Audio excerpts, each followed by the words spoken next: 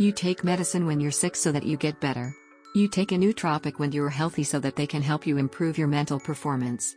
There are different kinds of nootropics that help people out, but the ones with the most sought-after effects are cognition, motivation, and concentration.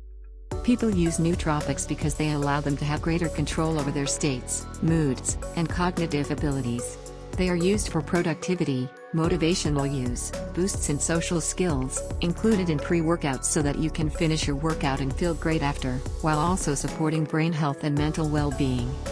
Think of nootropics as a certain type of medicine you use to help you get over a cold, too much and they don't have their desired effect in the future. There is such a thing as too much of a good thing.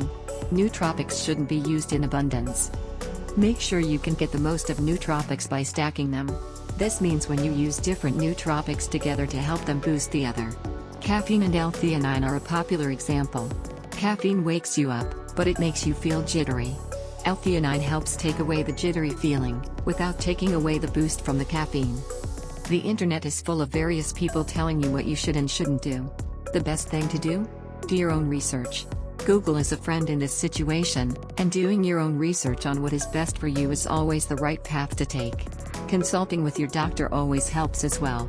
It's important to not become dependent on nootropics and to pay attention to your behavior while you are on them. While nootropics are great, they don't give you superpowers. You may not even feel any different after taking one. What you should do is take notes. Track those workouts, how long you sleep, time your work hours, and monitor your mood. You'll see the changes that way.